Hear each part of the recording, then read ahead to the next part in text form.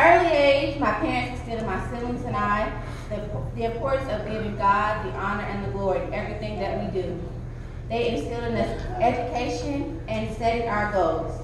They made sure we went to church every single Sunday, and we went the extra mile with our schoolwork. Yes. Whether it was praise dance with Miss Angela or completing workbooks during the summer during the Grange summer program, we always gave honor to God, and our education was at the forefront. Yes, yes. My parents made sure we were well-rounded individuals. At the age of 4, my mom signed me up for LaGrange Angels Dance Studio. Miss Angela Ratliff. Taking class with Miss Angela was some of the best memories I ever had in my life as a child and as an adult now. I danced, I tumbled, I sang, I modeled. Anything that Miss Angela asked me to do, I pretty much did it. I also attended her summer program, as I mentioned, and eventually became her assistant. The summer program was another notch under my belt education-wise. I truly enjoyed going to her program every single day. As stated before, I was born here in LaGrange. I went to TLC, Cannon Street Elementary, Gardner Middle School, LaGrange High School. I am a proud Granger.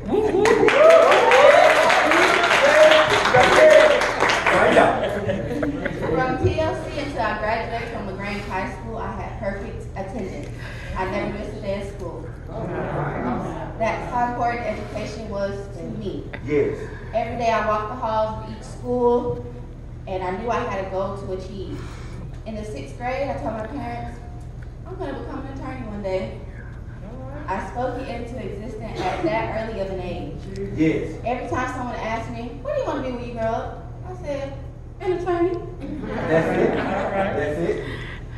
As time went along, I knew I had to focus on school in order to meet that goal. In high school, I was the student council president, captain of the color guard, president of the Black History Choir, and co-captain for the competition dance team. Yes. I was involved in all these activities while maintaining a 3.8 GPA.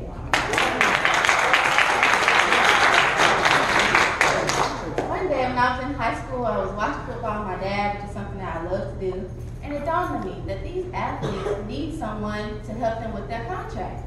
So I asked my dad, I said, how can I become someone that helps an athlete with their contract? He was like, well, they have sports attorneys. I said, that sounds cool. Sounds like something I would want to do. So at that moment, I decided that I was going to go to law school and I wanted to study contracts. I spoke it into existence. My sophomore year of high school, I went to a college fair at First Baptist Church.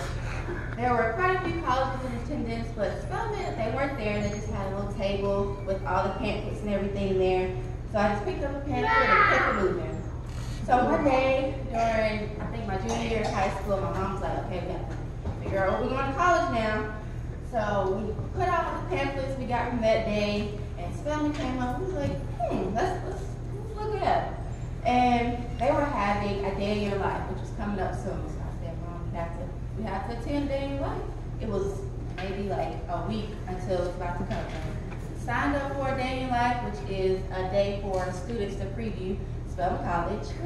So we went to Atlanta, and it was amazing. I had a preconceived notion about HBCUs before that. It was drama, you know, some fights and everything, but I was like, I'm going to put that aside. I'm going to enjoy this experience at Spelman College. Yes. We heard numerous students speak about their experience and why they chose Spelman. It was exhilarating to see so many educated Black women speaking so highly of their institution and their path to Spelman.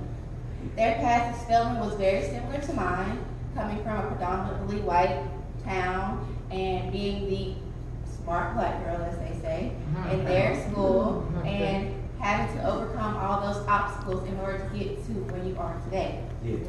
So at the end of the day, the Glee Club sung a song that, you know, it touched my heart, and that was the reason I chose Spelman. It's called A Choice to Change the World, which also happens to be our school's motto. The song resonated with me and my spirit, and I felt as though I could uphold that end of my bargain. A line of the song says, no matter how young or old, I hold the power of change. Rather large or small, few or all, my choice remains the same, and my choice is to change the world. At that moment, I knew I belonged at Spelman College because there was a calling on my life to change the world. As we were leaving Spelman College, I said, Mom, Dad, that's it. I'm going there. They're like, you sure? You know, we see you there. I mean, we didn't say anything out there. We stopped there. Okay, good. So we went home and we remembered the advice from Spelman's Director of Leadership, who has now passed on, and I truly value her advice. She said, submit your resume and your recommendation letters from your teachers who thought very, very highly of you. The next day at school, I went to my teachers and counselors and I said, please write a recommendation letter for me. So I had my recommendation letter, I had my personal statement, I had my resume, and I was ready to submit my application to Spelman College. My family and I, we prayed over that application. We prayed, we sent it off. I applied to other schools, but of course Spelman was number one. A few months went by and I had gotten other acceptances to other colleges, but I was still waiting for Spelman. One day I had come home from dance practice and I sat in my normal spot at home. You know, you all have your normal little spot at home that you like to sit. And my mom, she was like, we were talking, having a normal conversation. I could just tell her face something was going on, and she was just like, look behind the pillow on the sofa where I'm sitting. And I looked behind the pillow, I'm like, what? And there was my acceptance letter to Spelman College. We were screaming and praising the Lord, and it was a joyous moment in my life. I will never forget it. I knew my hard work at school had paid off, but the work was not over.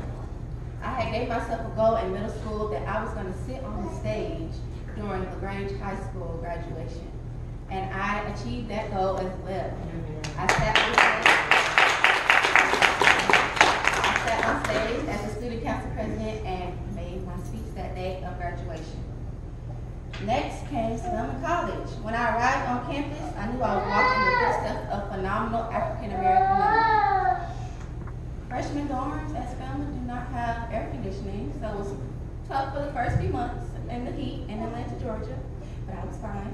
Thankfully, I lived in the basement, so heat did not rise. The Spelman experience had begun. At Spelman, as well as most other schools, freshmen had to come early for freshman orientation. During this time, we learned the Spelman hymn, we had meetings with our mentor, and we got integrated with the Spelman community. I used this time to get to know my floor mates and the other members in my class without the pressures of actually having schoolwork. I truly enjoyed this time. After orientation, classes began, and it was time to get focused on the reason I was in college. I signed up for my classes, and I was ready to take college head on. So now we're going to fast forward to the end of first semester of my junior year. I checked to see how many credits I had until it was time for me to graduate.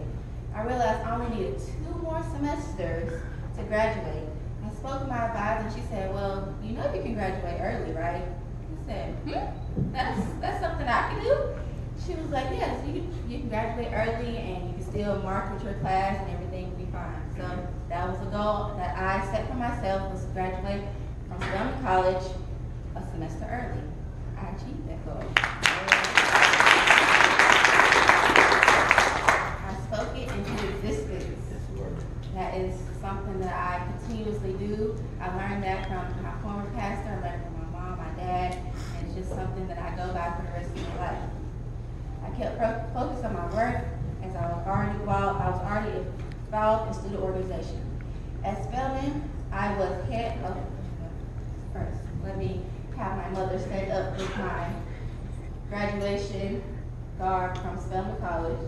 So he was like, I don't want these students to be able to see all the hard work that you put in at Spelman College. So that was what I wore when I graduated from Spelman. So I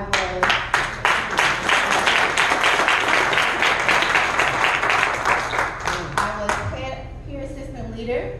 I was co-equipment manager for the Morehouse College football team.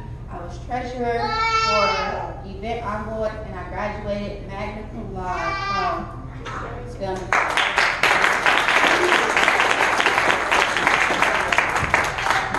Spelman was such a great experience because everyone on campus had the same goal of choosing change. created by our common struggles and accomplishments. As a sisterhood, we work together to achieve our aspirations in life. Our professors taught us how to utilize our education we gained from Spelman to impact someone else's life. Coursework was hard. College is going to be hard, but you all are going to make it, I promise. I can do it. The hard work at Spelman does not go unnoticed. Spelman has been named the #1 HBCU in the country for the last 15 years. I would not trade my experience at Spelman for anything in this world. I gained my lifelong friends from Spelman, and we talk just about every other day. It's amazing. Without them, my family, and God, I could have graduated from Spelman a semester early. Now it was time to go to law school. To apply to law school, you have to take the LSAT. God guided my steps because I was able to take the LSAT for free and also apply for law school for free. I received a scholarship from Sidley Austin to the firm up in Chicago, Illinois. After I took the LSAT, I received my score, and it was kind of, not the best score. And of course, it wasn't the top score. So I was concerned that I wouldn't get into law school because of my LSAT score. But I spoke it into existence again, that I was going to get accepted to law school. I applied to law schools in Georgia, Alabama, and South Carolina. I was waitlisted by UGA and accepted to law schools in Alabama and South Carolina. I had to make the tough decision between wanting to move to Alabama or South Carolina. My mom and my dad, they wanted me to be close in Alabama. They wanted me to attend Faulkner University in Alabama, but I received a scholarship from the Charleston School of Law in South Carolina. Again, I stepped out on faith, and I decided to accept the offer from the Charleston School of Law. So my family and I, we visited the campus, and we started to look for a place for me to live. We didn't know anything about Charleston, so we were just going around asking people, which area do you think that she should stay in and everything. And we talked to hotel manager at the hotel we stayed in, and he was like, you don't want to stay over here in this area. That's not the best, but I can tell you other areas to stay in. So we took those notes down and we took it to heart. We searched and we searched, but we came up short while we were there in Charleston. Time went by, and it was a week before it was time for me to move to law school. I had nowhere to stay, and I began to second guess my choice to move. I said, I'm not going to law school. I just stay here with y'all, y'all take care of me. My mom said, take it to the altar. That Sunday, I went to the altar, I prayed, I cried, and I asked the Lord to please find me a place to stay so I can go to law school. That same afternoon, a going away party. At his party, I was on Facebook, I was just scrolling and looking, and there was a posting for an apartment in Charleston. I took a screenshot and I sent it to my mom. She was like, that's too good to be true. We have to search and look at this again, because it was a room by myself with the bathroom also attached on my own floor. So it was a nice time. She was like, no, we're gonna look into this. So I got home. She said, we don't have that much time to ponder, so we have to call the landlord. We called the landlord. He was the nicest person we have ever spoken to. He and his wife rented out that room for students in law school because they had purchased a townhouse for their daughter to stay in while she attended law school. The landlord, he told us we didn't have to put down the full deposit. And we would figure out the money situation once I got my money from school. And I tell you, God is always in control. Amen. It truly is. We couldn't do anything but praise the Lord. The following week, I moved in and I began law school. Law school was definitely a different beast from undergrad. Shifting from an HBCU to a predominantly white institution, it was an adjustment. My law school class consisted of a handful of black students compared to my white colleagues, but I was there to achieve my goal of graduating law school. My first year of law school was very, very hard because I was in a different state from my family. My first time being on my own, I was just discouraged. And I was also the first person in my family to attend law school. But I was up for the challenge. The first year of law school, they suggested only be involved in one student organization. So that's what I did. I got involved in Phi Alpha Delta. First semester grades came out, and I got pretty average grades, something I wasn't used to at all. I'm used to having high grades. So I told myself second semester would be better. Second year of law school, I changed my studying techniques, and my grades were much, much better. I started studying with a study group, which at first started with about 5 people, then doing it down to 3, then doing it down to 2. Sometimes you have to remove people because all they want to do is chit-chat instead of studying. So, second year of law school, way above average. By the third year of law school, I was the student representative for Westlaw, the managing editor of Resolve Law Review, director of membership for the Southern Region of the National Black Law Students Association, and the clerk for Phi Alpha Delta Law Fraternity. As I said before, my study group became a study pair. I studied with my best friend, Jessica. We were known as the Jessicas on campus because we became inseparable. I was enjoying every aspect of my last semester of law school. One of my friends invited me to her vision board party. On my vision board, I said, I'm going to pass the bar exam on the first try. I was going to travel my thoughts and try to get cute before, I become an attorney and everything. So I put it on my board and I put it up in my room and I was speaking things into existence. It was March, and all my classes were going smoothly, and I was so excited to graduate. I came home for spring break and I never went back into the campus building. COVID-19 had hit. COVID-19 shut down everything, as we were all aware. Campus was closed indefinitely. We began Zoom school and ended the semester via Zoom. It was a huge adjustment because I had to be focused on my professors talking while my mom's in the room, working from home. My sister is in the other room taking her college courses. It was a lot going on. But I knew I was so close to the finish line that I could not give up. We took finals while someone was watching us on Zoom. It was strange, but my last semester of law school generated my highest grades I've ever received during my time at Charleston School of Law.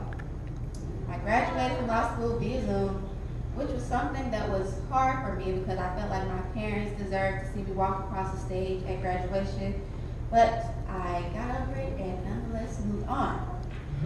Graduation came, and a week later I was supposed to start preparing for the bar exam.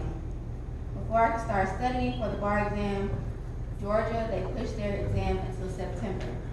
This gave me more time to relax a little before studying for the bar exam, and I was able to catch up with some Netflix and stuff and relax before studying.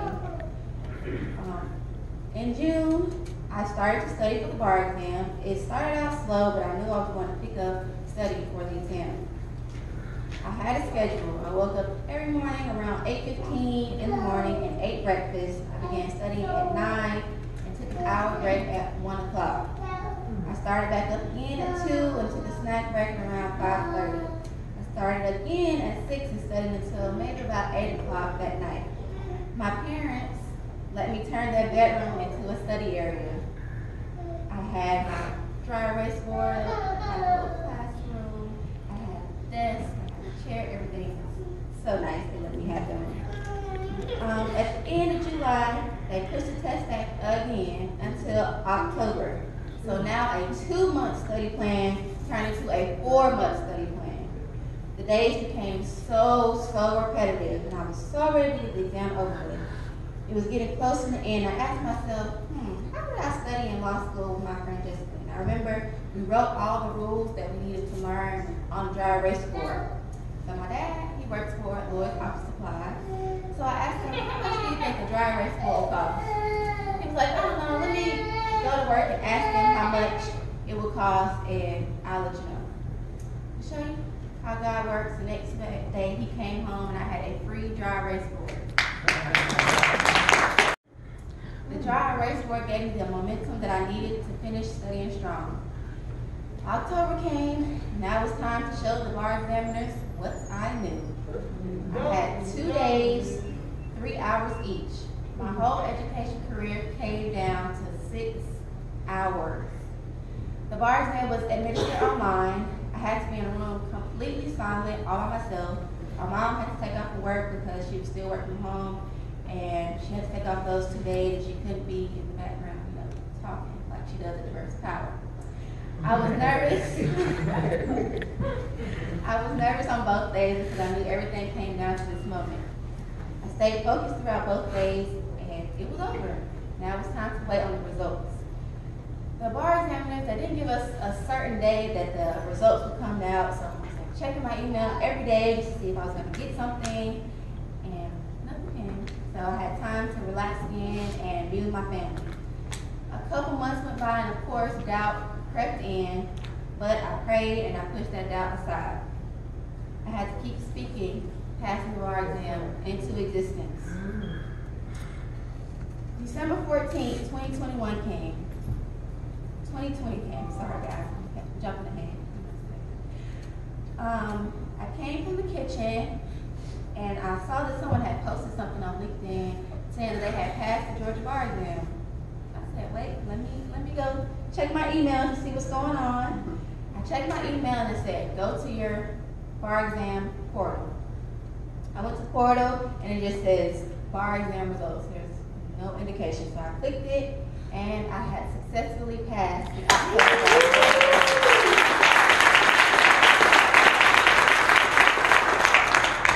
At that moment, I couldn't do anything but praise God, because without Him, none of this would have been possible. I praised Him for a good while, y'all.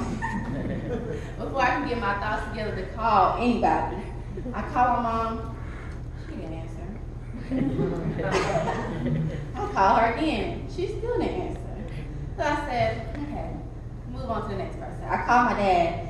So he was the first person I told, so I just started crying and crying. So if you know Roger Woodyard, he doesn't play by his children. He said, what is wrong with you? I said, I just passed the bar exam. So I'm crying and crying. He's like, what happened? I said, I passed the bar exam. He's like, oh, that's great. He's very solemn. So he was like, oh, that's good. I'm proud of you and all this stuff. He just kept saying, Jessica, I'm so proud. I'm so proud. I was like, thanks. I was like, move on to the next person. I tried to call Jackie again. Didn't answer.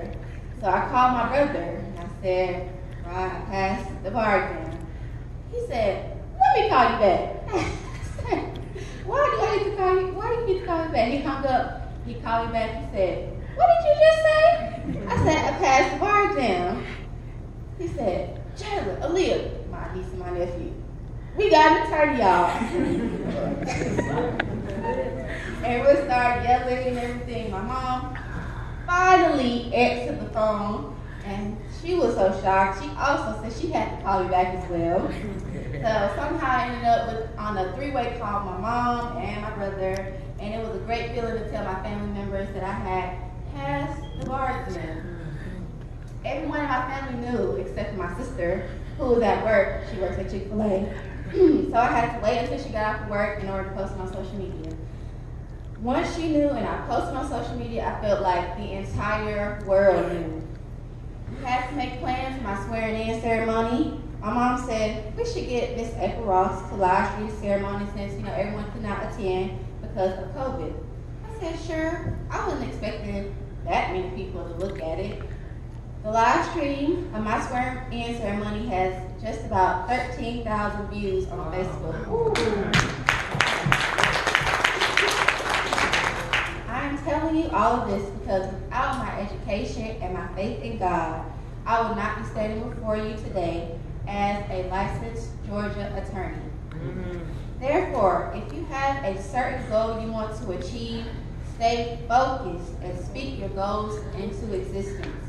I promise it will all work out in the end. Thank you. Yes, Lord. Praise Him, praise Him.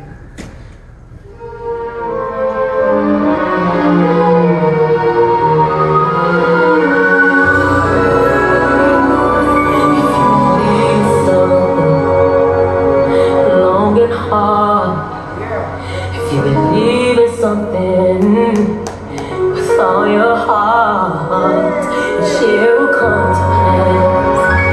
I see miracles. I see miracles.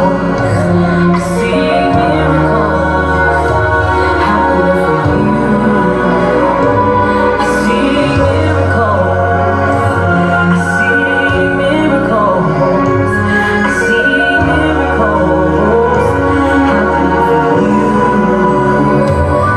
If you believe in something long and hard, if you believe in something with all your heart, it shall come to pass. I see miracles. I see miracles. I see miracles happening for you. I see miracles. I see miracles. I see miracles happening for you.